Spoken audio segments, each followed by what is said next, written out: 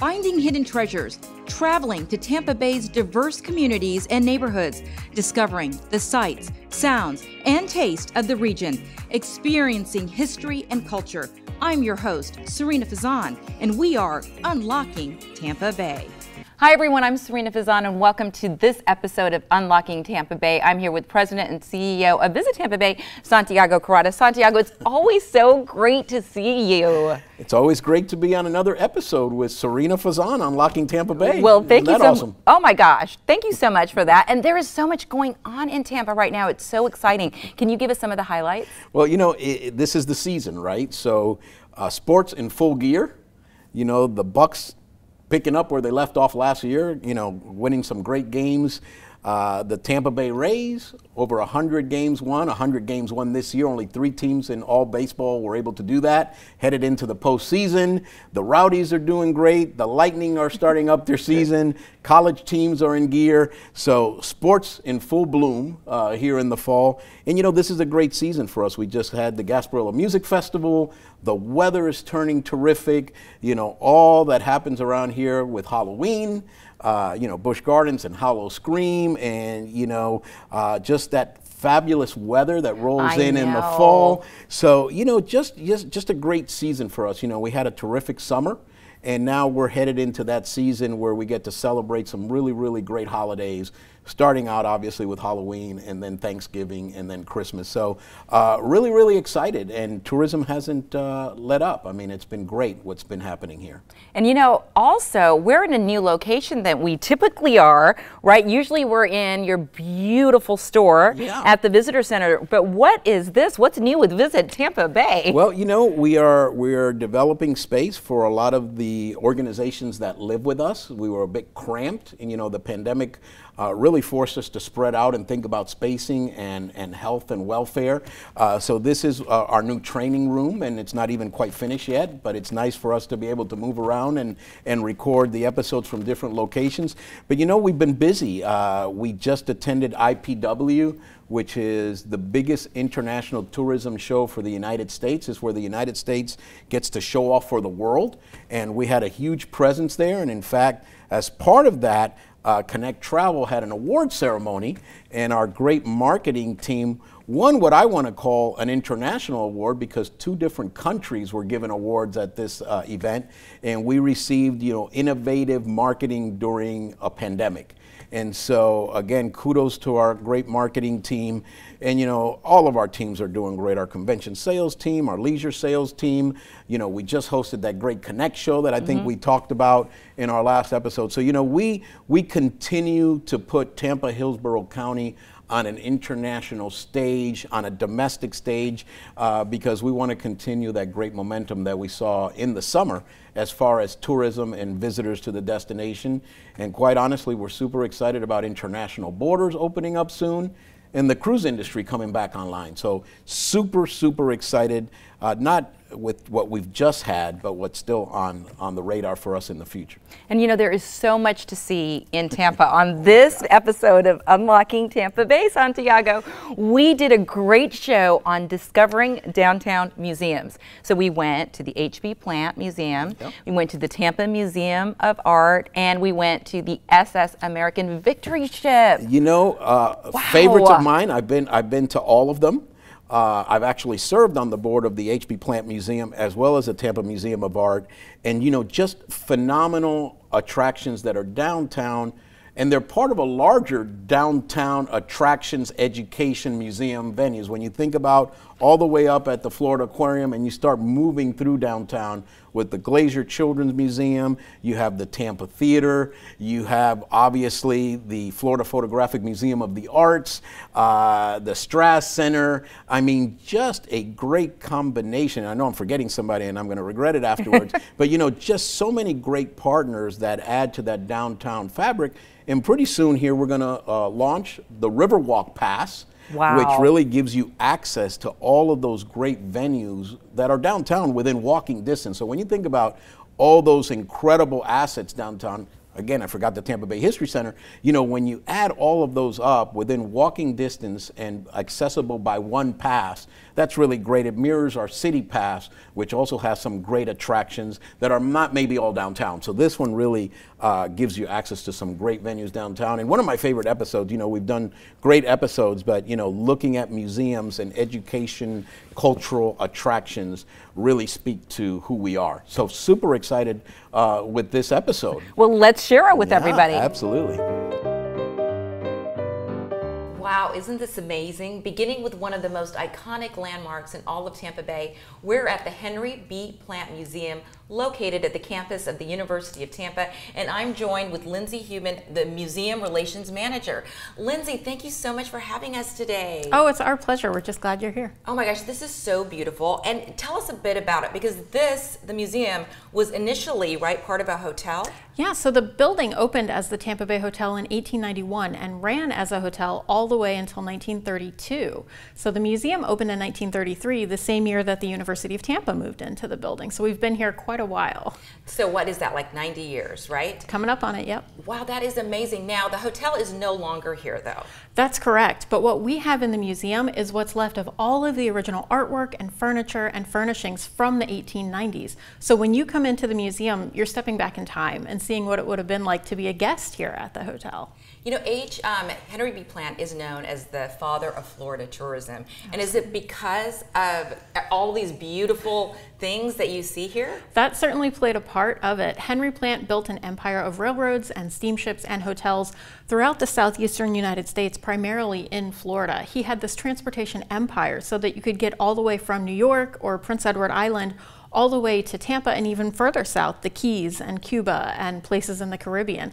Henry Plant developed all of this and then had this crown jewel created. The Tampa Bay Hotel was really the palace of his empire. It's wonderful to hear the history of all that and the people that make such a huge difference. Yeah. So at this museum, what can we expect to see? Well, when you come in, as I said, it's kind of like you're stepping back in time. You're going to see original artwork and furniture from the 1890s. We have historic photos set around so you can see what it looked like then and compare it to what it looks like now. You're going to learn stories of people who lived and worked here at the Tampa Bay Hotel. It wasn't just Henry Plant. It took a whole community to make this building work. And this was the center of Tampa community life in the 1890s and early 1900s. So this museum is open to the public. It's just located on the campus here at University of Tampa. Yep, so we're open Tuesday through Sunday. We have great special events. We're open and we want you to come see. This is where the story of Tampa starts. You know what's so wonderful about Tampa, especially now, I feel like, you know, of course we have all these amazing sports teams that are winning all over the place, but this area is growing so much. So have you seen a change in tours? You know, we get people from all around the world. Just in the last 6 months, we've had visitors from all 50 states and 52 countries, which is fantastic. We're reaching a great audience. We have great stories to tell, and we want to share the history of Tampa with the community. Let's face it, it's been a crazy time. But are you getting busier and busier? We are seeing our numbers start to pick up. You know, it's been hard for all museums. We're a small museum, so it's certainly been challenging for us, but we've been able to adapt. And you know, we're offering a lot of online programs now and new activities, so we've tried to pivot to a new world. That's wonderful, though, about the online. So if people are interested in online activities, what website do they go to? They're going to go to plantmuseum.com. Wonderful. And the weather right now, we love it, right? Oh yeah. So do you have any seasonal tours or anything coming up? We do. We have 2 great activities coming up. Our Erie Evening at the Tampa Bay Hotel is a lot of fun. It's 4 nights at the end of October. A mysterious death has just been discovered in the Tampa Bay Hotel, and we need your help to find the clues and solve the mystery. So that's a super fun event. It's a really rare opportunity to see the museum after dark. So you're seeing the museum in moonlight. There's candlelight flickering, completely different experience. The other super fun activity that we have coming up is our Victorian Christmas stroll. It's our 40th year. We've been doing this 40 years. We have 100 trees ranging in height from 2 inches to 14 feet. 40,000 lights. I mean, we just transformed the entire museum. There's live music, cider and cookies on the veranda. There's no better way to get in the holiday spirit. And that sounds like something for all ages. Absolutely, yep. Wow, so Lindsay, you've been here now for 7 years. I have. What brought you to the museum? Well, I grew up in St. Pete, so in a lot of ways this was coming home for me. And this building, you can't walk by and not come in. I mean, you have to come in and see what's going on here. This building is unlike anything else in Tampa, so I had to find out what was going on, and once I learned about the museum, I had to stay. Well, you know, the minarets outside, I mean, when I first moved here 19 years ago, 20 years ago, I thought, what is this place? Exactly. And beautiful, it's absolutely beautiful. Do you have a fun fact about the museum that you can share with us? You know, it's so hard to come up with just one because this building is so fantastic. I think what's really interesting is that this is one of the first buildings in the state to be completely electrified. Every room had electric lights, which is incredibly rare for the 1890s. The newspaper reports said that it was a blaze in light, read a book any time of day, and every week we have visitors who come in and go, why is it so dim in here?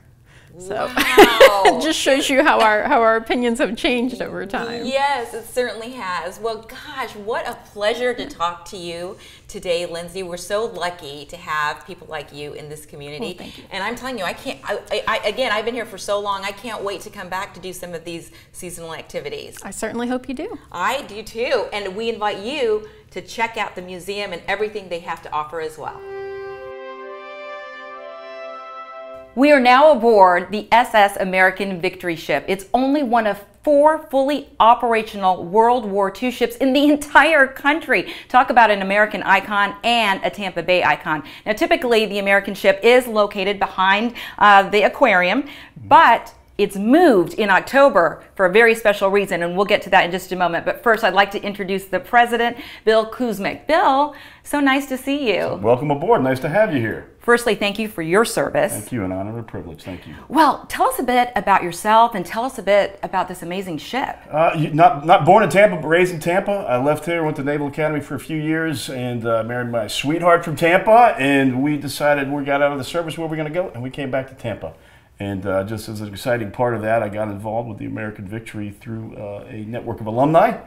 And they convinced me that I need to start running this place, and so I did. And it's been a really fun ride, for sure. Wow, well, it is so spectacular. Tell us about the ship, though, and the history of the ship. So the ship's a pretty incredible piece of gear. We actually been here for about 20 years, and it came out of a mothball fleet in Virginia. And it did look a lot different than it looks today. You know, so she still needs some work, of course, at the age of 76. But we put a lot of paint, elbow grease, and effort into bringing her back to full steaming capacity. And she served in World War II, she served in Korea, she served in Vietnam. And I always like to tell everyone she still serves today because we do a lot of training with active duty police, firefighters, police officers, law enforcement, and all the military units come here and train as well. So it's really a neat part of our community, both from its history and its current impact. So Bill, why is the American Victory ship here in Tampa? I mean, there's only 4 fully functioning World War II ships in the entire country. So, as you're aware, Tampa has a deep history to the military here. We've got MacDill Air Force Base that has expanded to include a number of other commands. We've got, our city was built around our port, and this is kind of brings it all together. So it was brought here, it was built in California, but it was brought here after its many years of service from Virginia by one of our local harbor pilots, Captain John Timmel, and just felt that it was a great testimony to the greatness of Tampa Bay and all it had to offer during those years of the war effort. And so it came here and it represents those communities, both the military and the port community, very well, and that's why we have her here. Talk to us about the museum, though, within the ship. Now, is this open all the time for tours? It's open year-round. We do close on some of our religious holidays, but we're open year-round, and we're open 7 days a week. And when you come on board, you're really stepping back into history, which is pretty neat. And, you know, I think we've got a lot of neat exhibits for people to look at, but people are here to see the ship. So they come in and they just start exploring it. You know, we get young and old alike. You know, everyone's got some kind of tie back into the service. So this ship served all the services. It's a merchant ship, crewed by merchant sailors and manned by Navy gunners to protect it. But we carried supplies for all the troops overseas. And so everybody's got a connection back to this piece of history. So what types of pieces of history can we see? Like besides the ship itself? Yes, besides the ship itself. We've got all kinds of interesting documents out there. We've got models of different vessels. We've got, actually from the History Center recently, we've got a a full-size German mini submarine which used to hunt these vessels. And the vessel was designed to bring the troops what they needed to fight the war. So the enemy liked to shoot the archer, not the arrow, if you will. So these ships were a big target overseas. So you can see some of that, some of the armaments, some of the other vessels that probably the last thing left of those vessels is their nameplate, and that's hanging on our bulkheads. And that's really kind of a neat thing to see when you think about how massive a ship is, and that all that's left of it is this nameplate from alt service. So that's pretty neat too. Wow, from 76 years ago. Man. So our good friends at Spartan Wharf invited us to come down for the month of October, just because we do Undead in the Water, which is our haunted ship attraction every year. What? I know. What? It's a lot of fun. We've done many iterations of some kind of haunt over the years. About 4 years ago, we jumped on this idea of doing Undead in the Water. At the time, it was zombies. We did that for a few years. Now it's got a little different flavor to it this year. We have a ghost who is haunting the ship, and we're not sure why. And it goes back to some old sea lore that says a ship is called she for many reasons. And so we're trying to figure out why she's here and what she wants. It's really scary. Oh my gosh, well, I have to say, I get scared very, very easily. So is this going on right now? It's going on all weekends in October. We just had our first weekend last weekend. It was a huge success. And truly, being at Spartan Wharf has been fantastic. They've been great hosts for us. And we've got a lot of really talented people come in and help us put it on. We've got Practical Imagination with Andrew Kern, who does all of our special effects, and that's what he does for a living. We've got Scott Sullivan, who creates our teasers and our Q-line videos to really immerse you in an experience. Scott Swenson comes in and takes care of all the actors and kind of the storyline flow, and just a lot of really talented folks that have come together to help us come together. And then we have these volunteers who amazingly get behind putting on a haunted ship, and do the old timers with their tricks, how to make things happen is amazing. So it's great. It's great for us. And we get a lot of people that come to it that we don't normally see. So it's a good new audience for us. And I was going to ask you about that. Do you feel that the new audience also comes from just all the growing attractions around here? I mean, Spartan Wharf is just on fire, don't you think? Just because Tampa Bay is on fire. I do. Tampa Bay is on fire. Good win last night. But yeah, we do. We're seeing a lot of growth, a lot of foot traffic coming around. And being down at Spartan Wharf, just the people looking over the side, they just didn't know we were here. We love our spot at the aquarium, but we're a little hidden, so down here we're really open and visible to a whole new audience. How much of this ship is the haunted ship? Quite a bit of it. We actually kind of played with different ways to get people through the entire ship to see most of the spaces. So you probably go through a good 2/3 of the ship when you do this haunt, and you get twisted around. You get to actually go into places you wouldn't normally get to go on board, so that's pretty neat too.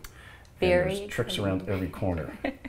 All right, very exciting. I'll put on my big girl pants and come through. Please do. Yeah, please do. I'll do it. I'll do it. All right, before I let you go, such a fascinating conversation. You know more about this ship probably than anybody, right? Since you are the president. Yes. So any fun fact that you'd like to share? Man, there's a bunch of fun facts, but I really just got to say, I mentioned it earlier, our volunteers are the lifeblood of this place. And the way that they step up and do whatever we need them to do. I'll tell you, moving down here was a Herculean effort. And I got to give a shout out to all our partners from the tug companies, the Port Authority. Everybody really stepped up to get us down here. But when our volunteers kind of roll into gear and they're coming up with ways to do haunted tricks, it's pretty amazing. The ship was built in 55 days, right? Which is a testimony. So we always say you can't get a permit in 55 days anymore. But these are the kind of guys that got that done, and gals for that matter. And they really do dig in and make amazing things happen here, and they are funny to talk to and just to have great history, great stories. We love having them around. Wow, Bill, thank you so much. And this is why I love my job. I get to learn about all these amazing people and these amazing opportunities here. Thanks so much for joining us. And now let's turn to something more modern. We are at the beautiful Tampa Museum of Art. I am joined by Michael Tomer, the Jeff and Penny Vinnick Executive Director. That's correct. This museum is beautiful. First of all, talk about where you're located. Sure. We are right at Curtis Sixon Park at the intersection of the Hillsborough River, right on the Riverwalk. People who notice our banners and know that we're open or have been seeing us as a destination location will use the Riverwalk to come to the art museum. So it's been a huge asset for us. And I think it works in synergy, right? We are a huge asset for the Riverwalk. So we work in tandem, we're good neighbors, right? We've said, I think we've got the greatest piece of property in downtown Tampa because of our views. Yes, the views are beautiful. Yeah. Why is modern art so important? Sure. And what is it about this museum specifically? Sure. Well, modern art, any type of art, is so important because artists tell the stories of our lives. And so through their visual language, through the way that they document things that surround them, they're talking about not just themselves, right?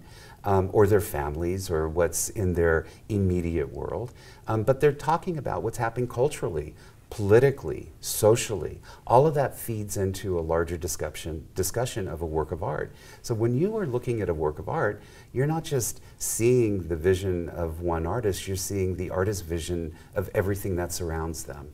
So you can tell great stories through visual art. The stories of our time or past generations or past centuries. I mean, our collection goes all the way back to 1000 BCE.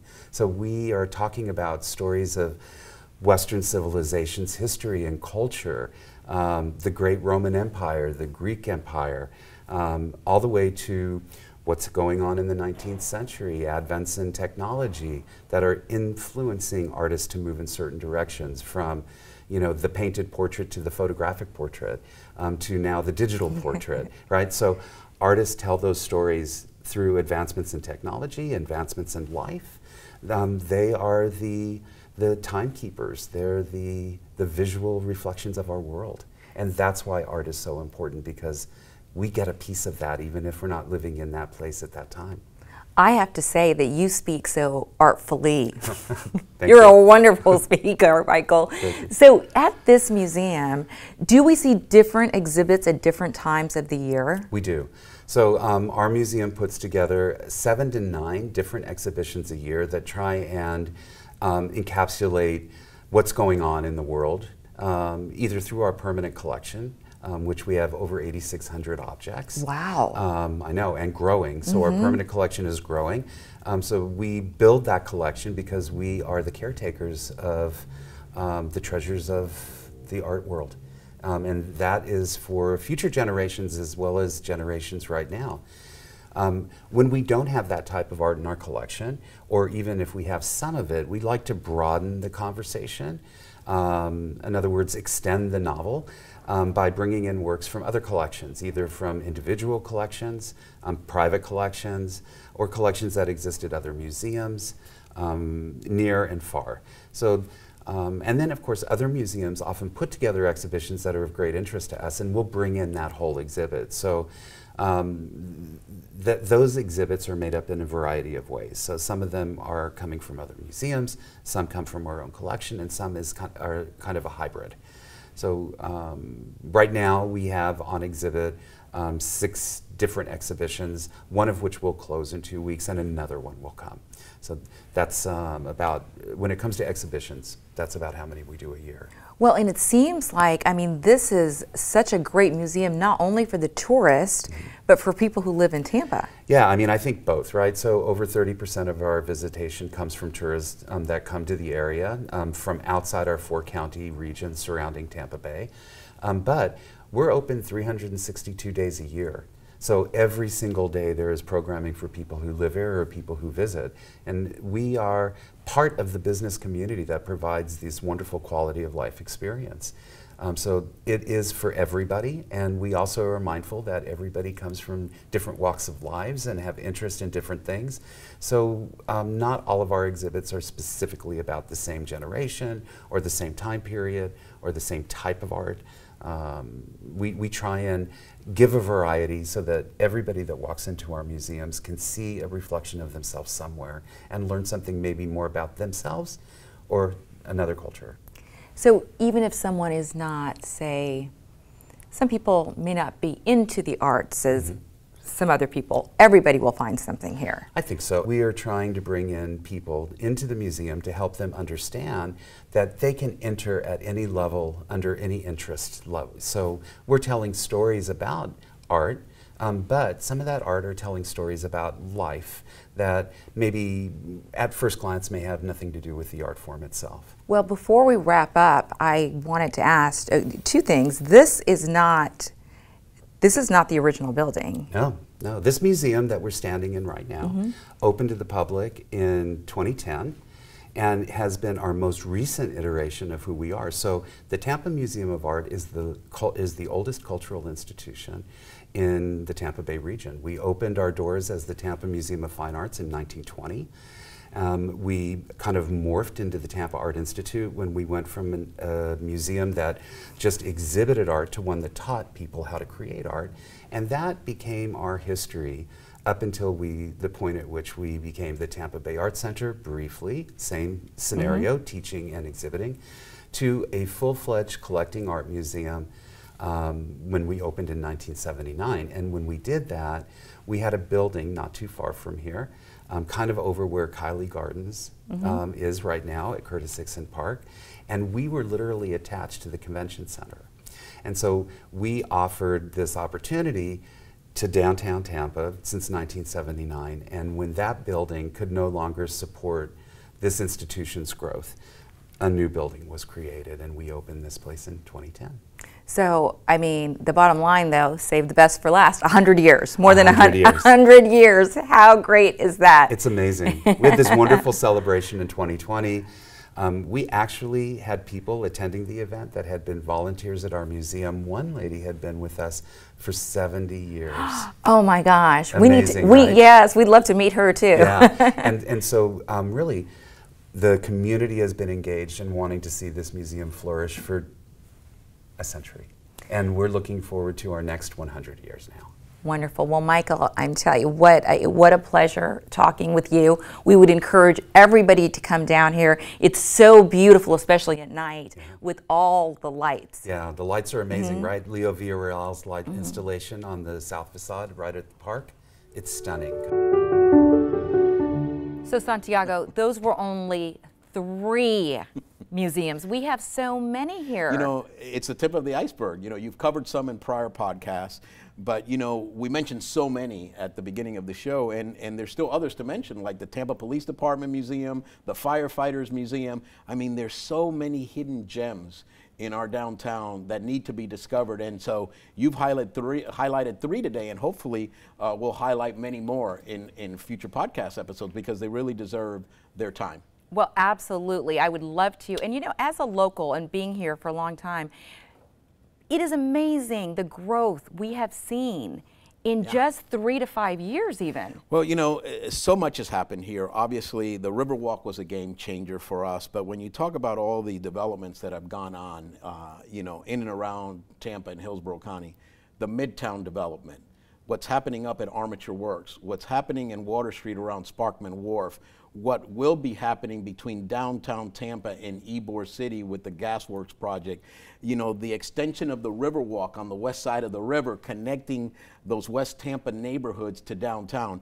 It's really amazing what's happened, but more amazing is what's going to happen. And so, you know, we've all been able to watch this great evolution of this city and this county, and it's really breathtaking. You know, what's happening here isn't happening everywhere. You know, you maybe in some other place you have one small development, or you have, you know, maybe a reimagining of a district. But here you have all of this growth that's gone. We haven't even talked about Hyde Park and the things that have happened out in Hyde Park and Soho. So it's just amazing to see this city mature and look as fantastic as it looks. And we're all being witness to that. You know, we have both been here for a while. I mean, I've been here for 20 years now. I'm with you, 20 years. Yeah, 20 years, right? So we feel like a big city.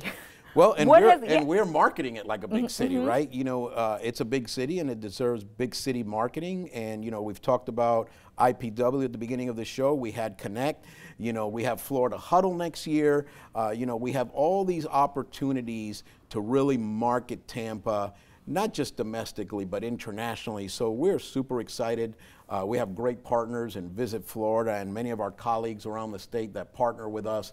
So, you know, the future as far as growth is great, but the future as far as marketing and telling the story, and it's a great story because there's always a new chapter in the book. So we're super excited about that. And you know, when you were sharing about the opening up globally, right?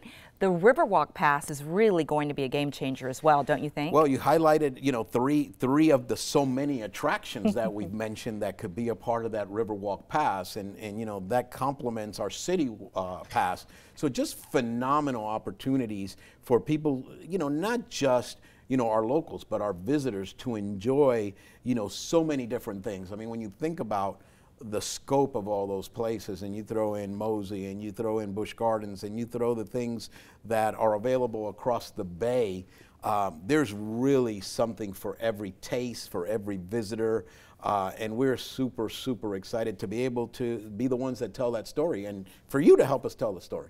Well, we certainly enjoy it, and I always enjoy seeing you so much. Thank you, everybody, so much for watching. I'm Serena Fazan. Until next time, this is Unlocking Tampa Bay. To learn more about Visit Tampa Bay and the adventures that await you, visit www.visittampabay.com or follow @Visit Tampa Bay on social media.